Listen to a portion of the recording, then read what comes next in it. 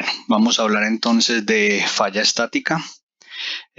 Para hablar de falla estática, entonces primero debemos entender el concepto de energía de deformación unitaria.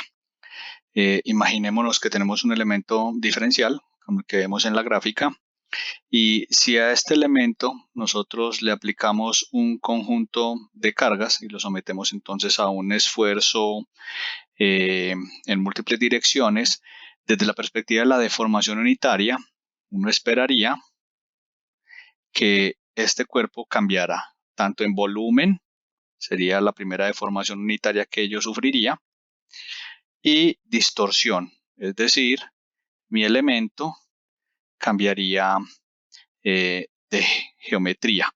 Entonces, las deformaciones unitarias, recuerden que tenemos de dos tipos, unas son de cambio volumétrico y otras son las distorsiones. Normalmente estas deformaciones de tipo de distorsión son las que vamos a asociar a los esfuerzos cortantes, mientras que los cambios volumétricos están asociados a esfuerzos de tipo axial. Bueno,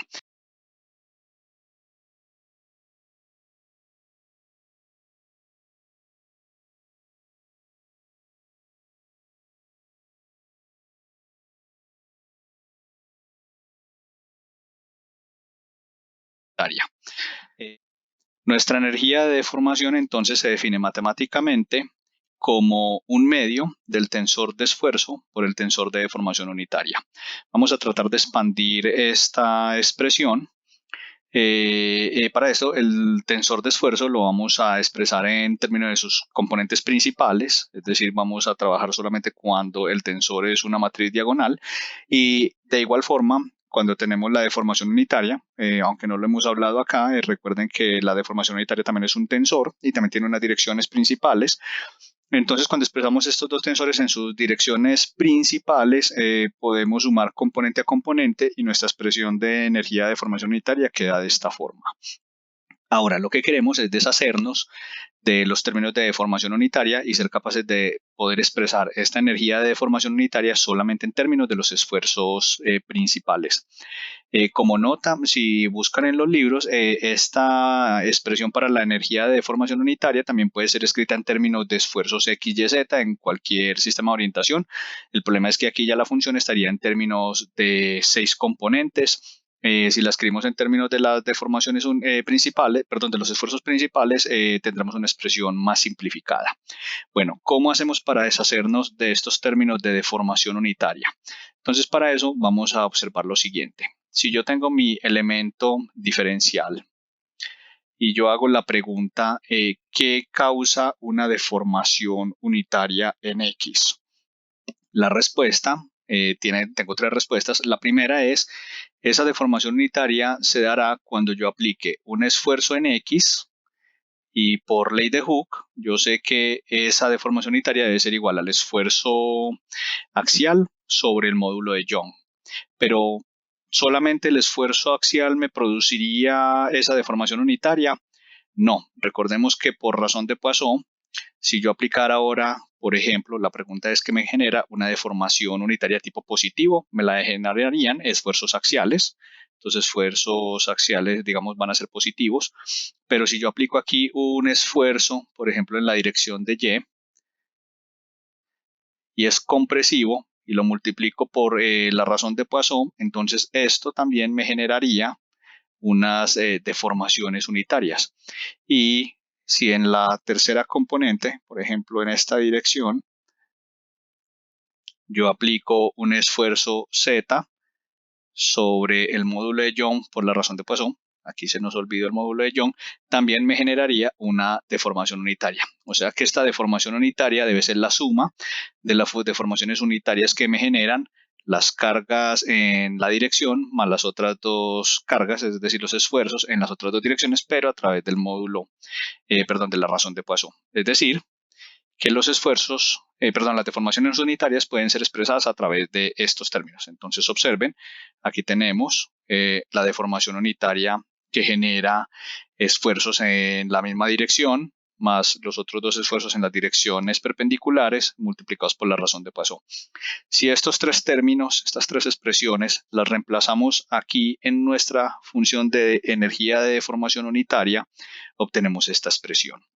Entonces, esta es una expresión que nos va a permitir calcular la energía almacenada en un elemento diferencial de nuestro continuo si conocemos los esfuerzos principales de ese elemento. Esta sería la energía almacenada.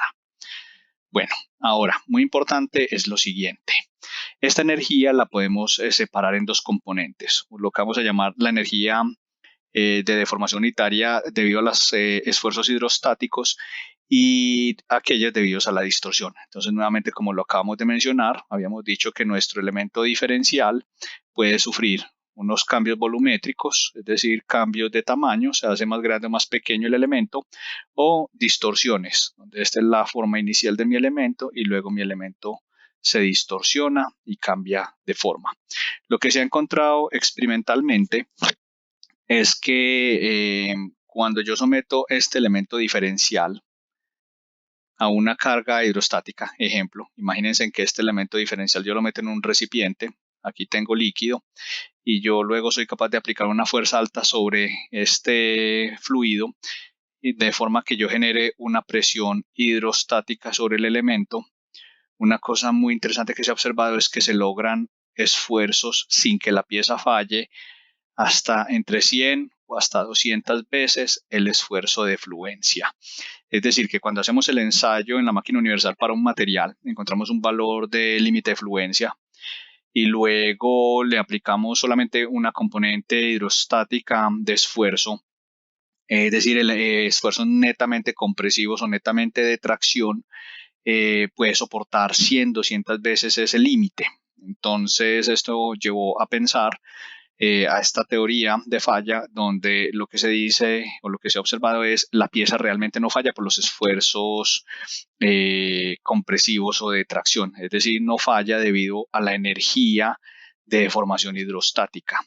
La pieza va a fallar debido a, a las energías de distorsión que se generan, es decir, al cambio de forma del material. Ese material que yo inicialmente asumo que tiene una geometría, ejemplo, lo asumimos que es como un cubito y él empieza a distorsionarse, a aparecer un paralelepípedo.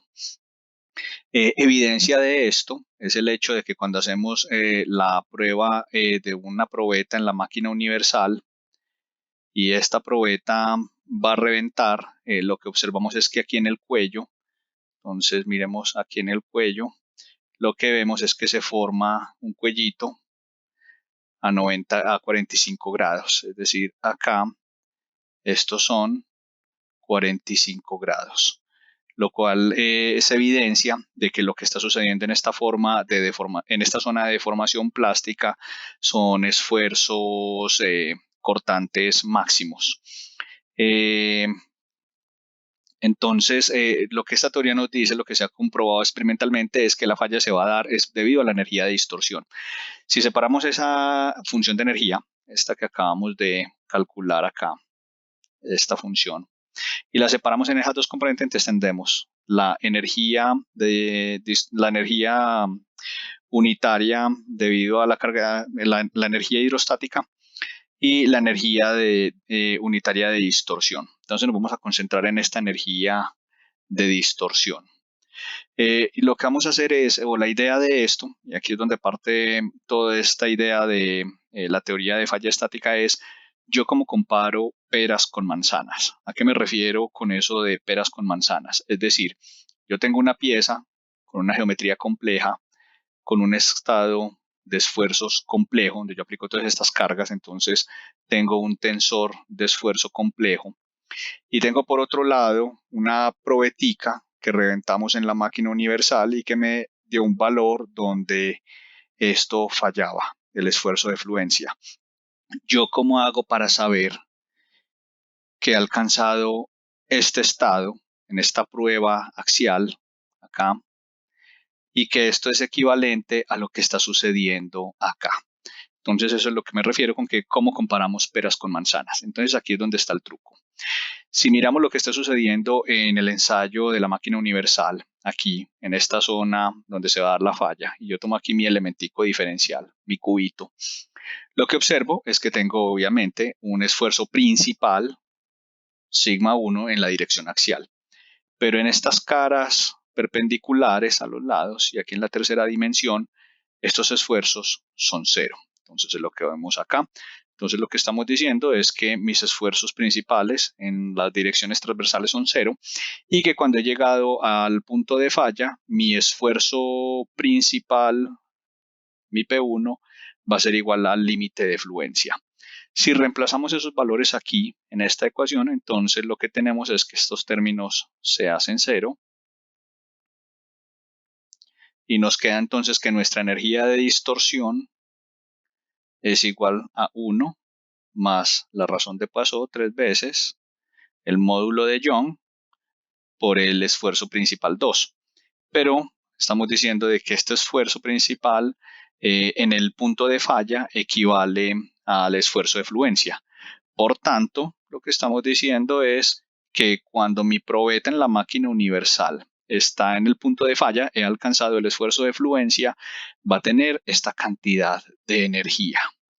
Y es una energía de distorsión. Entonces, así es que vamos a comparar las peras con las manzanas. Lo que yo quiero saber es si cuando esta pieza falla, alcanzo esta energía de distorsión, lo que estamos diciendo es que cuando mi otra pieza, en la realidad, la pieza que yo estoy diseñando, alcanza el mismo nivel de energía de distorsión, estos dos sistemas son equivalentes, comparables, y por tanto puedo utilizar este esfuerzo de fluencia como criterio de falla para esta pieza. Entonces es lo que está sucediendo acá.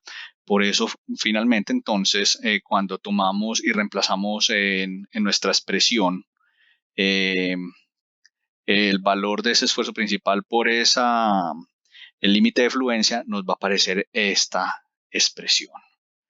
Esta expresión es la expresión de von Mises. Entonces, para aclarar, entonces debe quedar muy claro, von Mises no es un esfuerzo físico, no es un esfuerzo que va a aparecer en el sistema cuando yo trato de mirar mi tensor de esfuerzo en una dirección específica. No.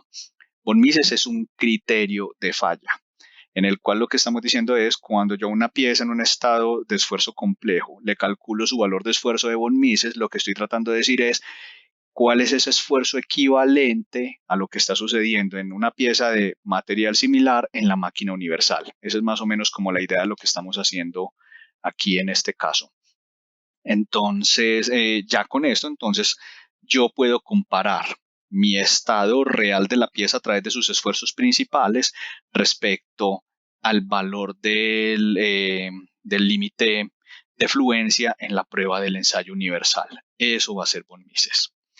Ahora, si tomo esta expresión, la expresión de von Mises, donde me está diciendo cuál es el límite donde mi sistema complejo se va a comportar o sería equivalente a la probeta en la máquina universal, pero vamos a asumir que el límite de fluencia es 1, lo que nos da es que esto es una función cuadrática y cuando la ploteo aparece este cilindro.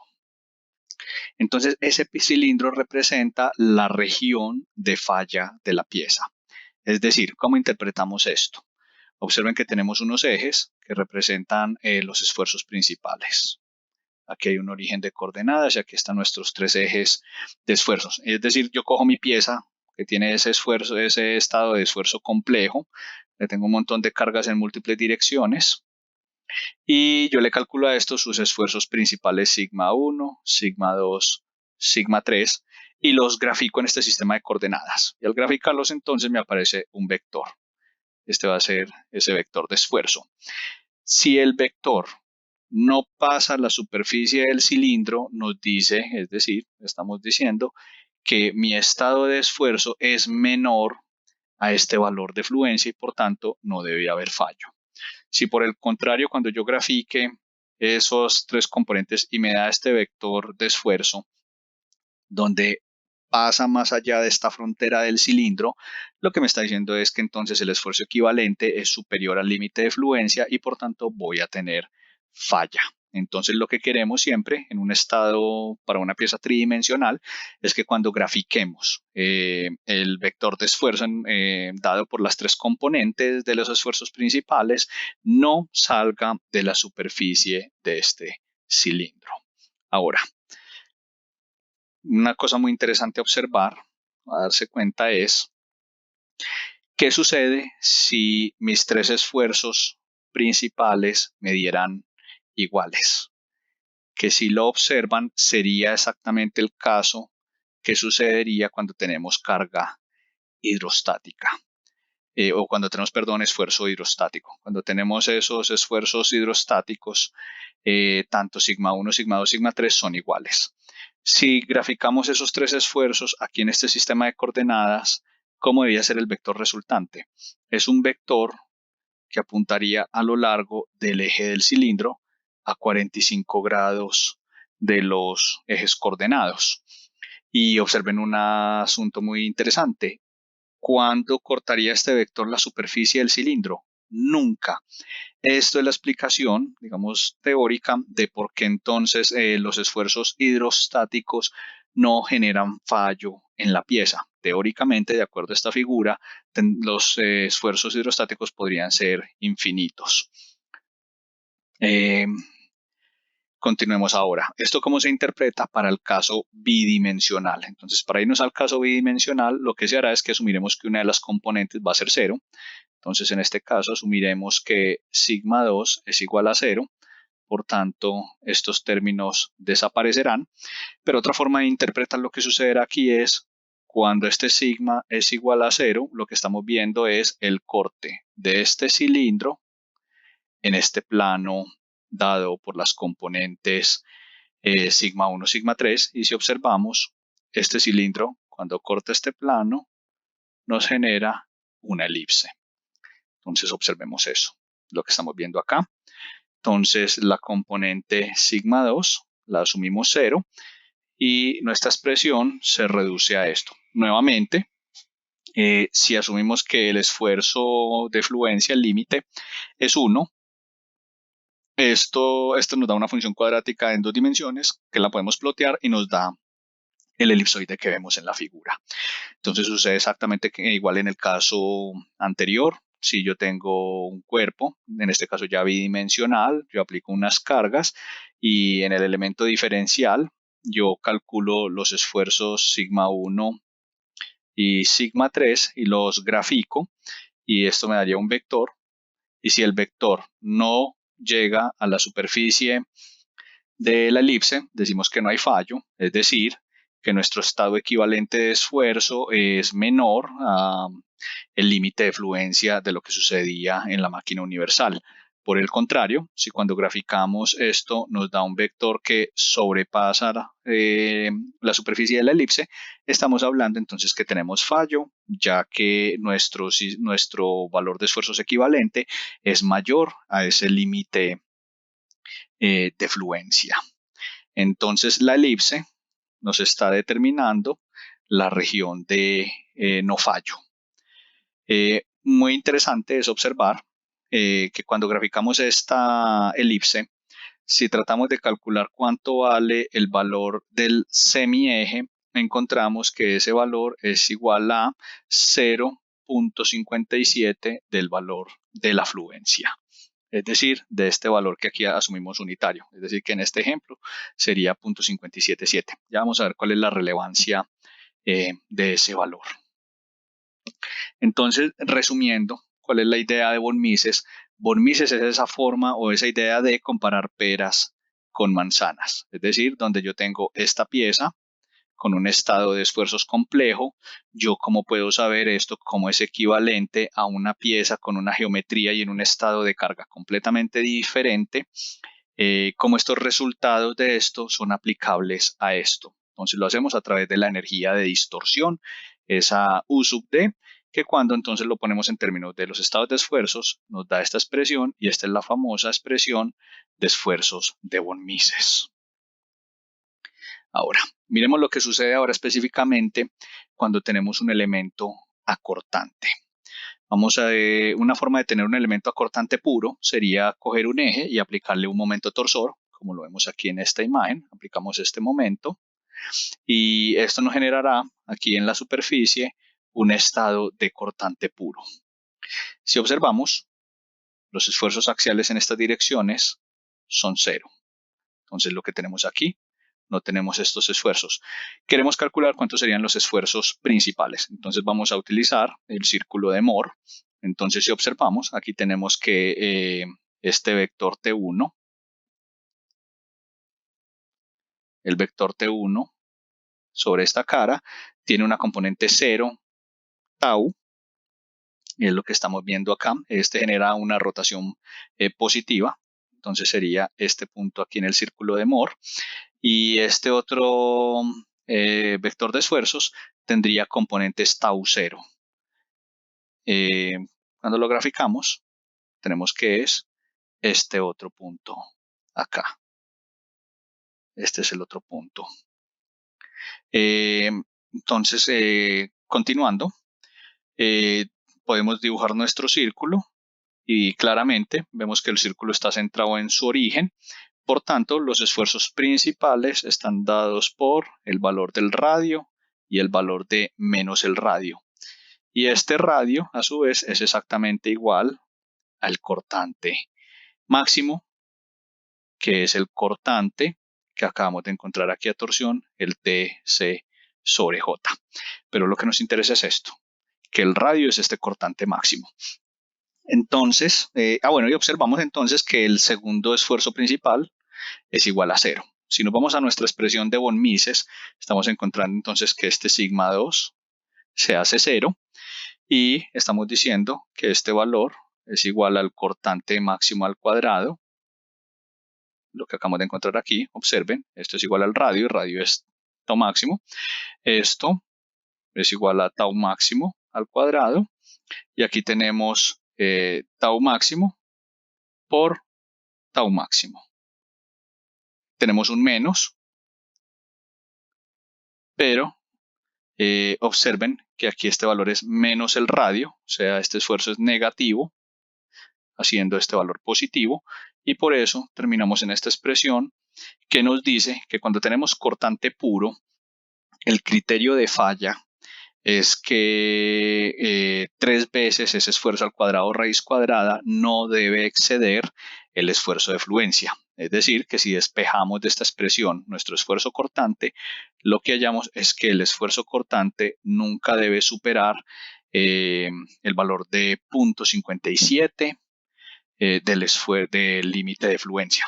Es decir, devolviéndonos de pronto a esta figura, este semieje en el elipsoide representa los esfuerzos o la dirección de los esfuerzos cortantes. Ok. Entonces, de ahora en adelante, este es el criterio de falla que nosotros emplearemos.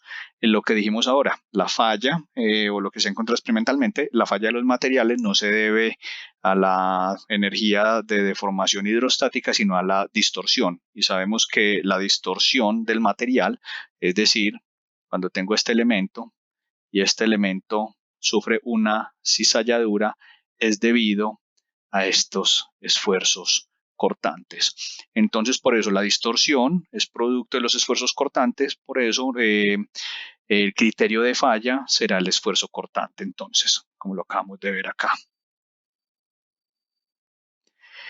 Bueno, el esfuerzo, tenemos otro criterio de falla, también asociado al esfuerzo cortante, que es el Tresca-Guest. El Tresca lo que nos dice es que en este caso el esfuerzo cortante máximo no debe superar es 0.5 del límite de fluencia. Entonces, importante aquí a mencionar es que este es un criterio más conservador.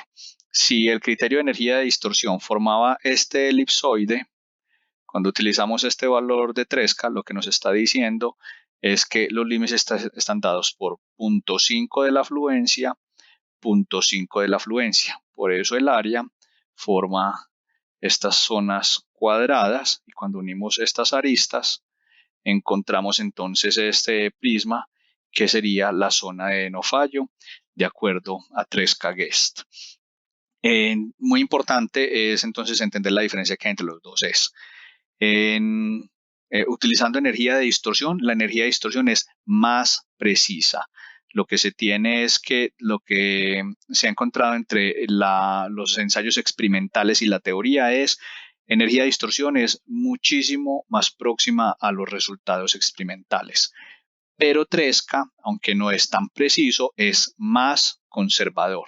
Es decir, que a la hora de diseñar una pieza, si yo utilizo como criterio no 0.57, sino 0.5 del límite de fluencia, voy a obtener entonces un factor de seguridad posiblemente más bajo, lo cual me va a dar entonces un diseño más conservador, con mayor margen para el error. Bueno, vamos a hacer entonces un ejemplo de falla estática para que miremos entonces estos conceptos que acabamos de ver en esta clase. Entonces la idea es, vamos a utilizar una barra a la cual estamos aplicando una fuerza F, como lo vemos aquí en el dibujo, esta fuerza F, la cual entonces está causando que se genere un momento torsor a lo largo del eje X sobre este eje naranjado. Claramente, si trasladamos la fuerza F a este punto, esto nos generaría entonces esta carga, generaría esta carga con este momento, que a su vez, si los trasladamos aquí a la pared, esto nos daría los dos puntos más críticos de esfuerzos para la pieza. Entonces vamos a analizar qué va a suceder tanto en el punto A como en el punto B y vamos a ver cuáles van a ser los factores de seguridad que nos van a aparecer si utilizamos uno u otro criterio de falla. Bueno, el problema nos dice entonces que el brazo de aplicación de la fuerza se encuentra a una distancia A, vale 203 milímetros, que la longitud del eje es de 152 milímetros, es decir, que este sería el brazo para el momento flector, es decir, viendo el eje de lado, aquí tenemos la pared, esta sería nuestra fuerza F, este sería el brazo L para mi momento flector máximo acá en el empotramiento. El diámetro de mi eje es de 38 milímetros, la fuerza aplicada es de 4.450 newtons y para el material que se está asumiendo, se asume un aluminio 2024 T4, tendríamos un esfuerzo de fluencia por ensayo de máquina universal de 324 megapascales. Entonces vamos a observar qué es lo que va a suceder entonces, utilizando nuestras teorías de falla. Entonces vamos a calcular primero los esfuerzos. ¿Cuánto es el esfuerzo cortante aquí en esta zona del empotramiento del eje? Entonces es simple, va a ser igual al torsor, a este par torsor que se genera aquí, este T, y el esfuerzo sabemos que es TC sobre el momento polar de inercia. Entonces el torque que se genera aquí sabemos que va a ser esta fuerza por este brazo. Entonces aquí tenemos nuestra fuerza F por nuestro brazo A, que multiplica el radio. Acuérdense que este C es la distancia que hay del eje a la superficie en la que queremos calcular el esfuerzo. El esfuerzo cortante máximo se da en la superficie exterior del eje, por tanto este C es equivalente al radio. Entonces aquí tenemos el radio y por último aquí tenemos nuestro momento polar de inercia. Reemplazamos valores y hallamos que el esfuerzo cortante es igual a 83.8 megapascales. Calculemos ahora nuestro esfuerzo a flexión. De nuestro esfuerzo a flexión sabemos que es mc sobre i, viendo nuevamente el eje de lado. El momento flector acá, este m, es igual a fuerza por el brazo, que sería la longitud L. Entonces lo que tenemos acá, fuerza por nuestro brazo, este sería el momento flector. El C, recuerden que el esfuerzo a flexión, mc sobre i, C En este caso va a ser el radio, que es la distancia que hay de la fibra neutra al punto donde estamos haciendo la medición del esfuerzo. El esfuerzo máximo sería en la superficie y eso sería igual al radio. Y nuestro momento de inercia, segundo momento de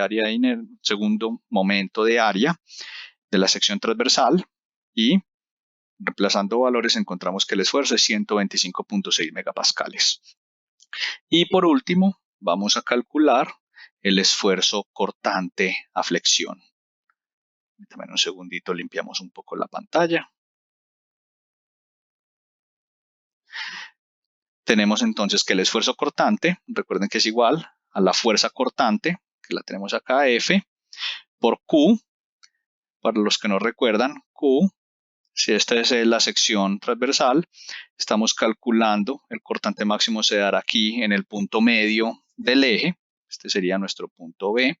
Aquí arriba tenemos el punto A. Q es el momento que calculamos de esta área,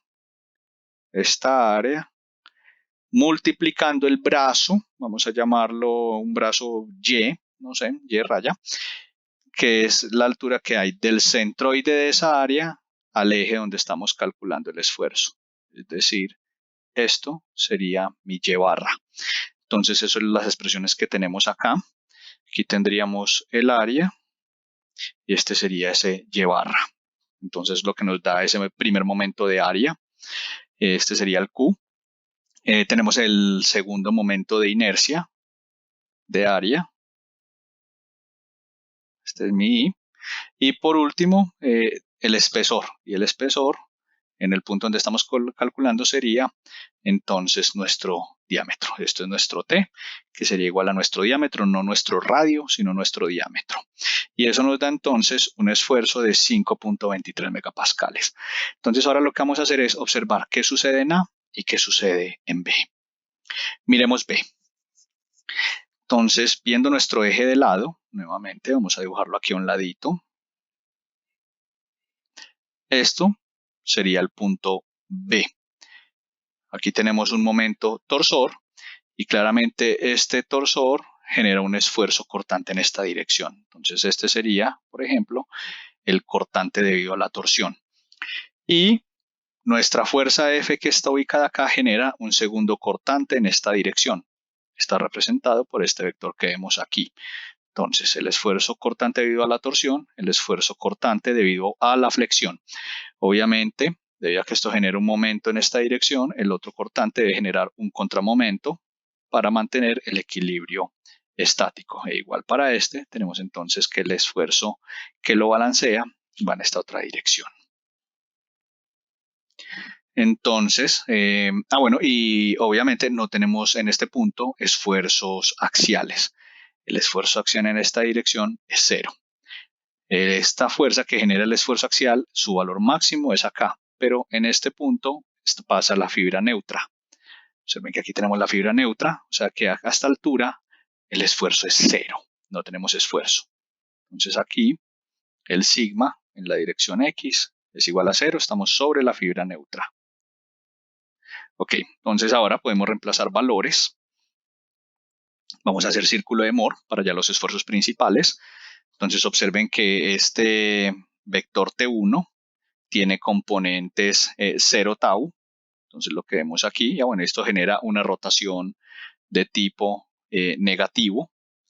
Entonces lo que tenemos aquí, este sería nuestro T1, acá,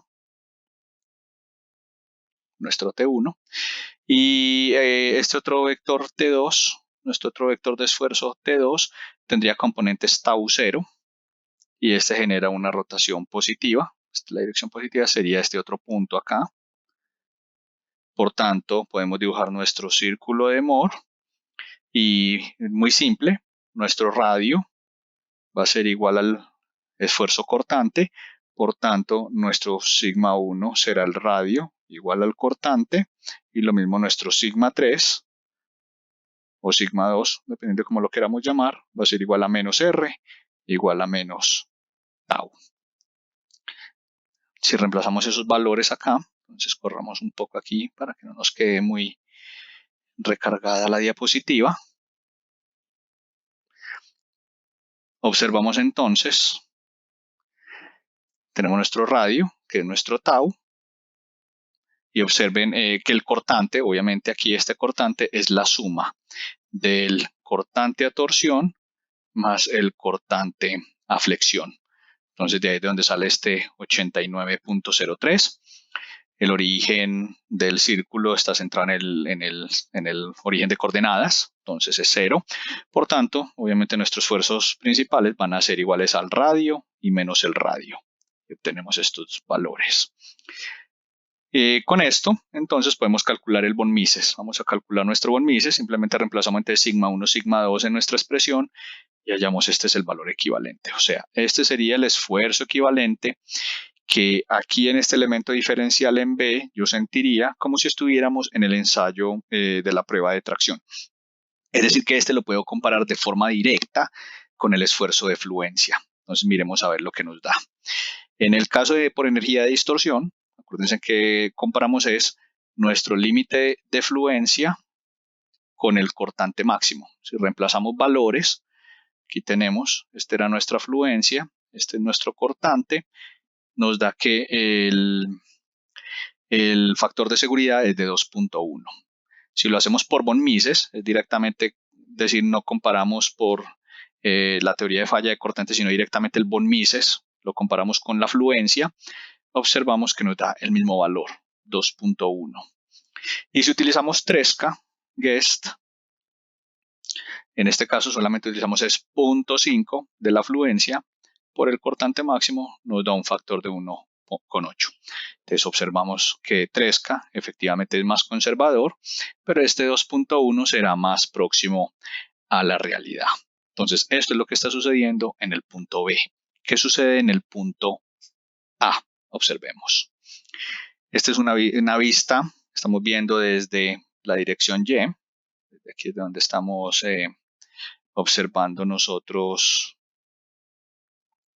estamos mirando en esta dirección, este es nuestro ojito, estamos viendo este elemento cuadradito acá.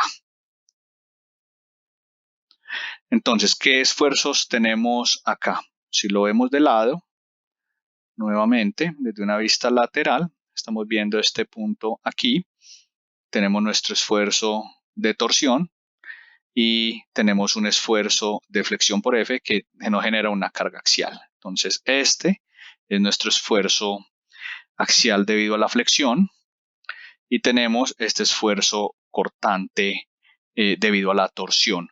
No tenemos cortante debido a la flexión. Recuerden que en este caso, viendo el eje de frente, este era el punto B, este es nuestro punto A, este punto medio es el punto de máximo cortante, pero a medida que me muevo en esta dirección, el cortante a flexión aquí en el punto A es 0.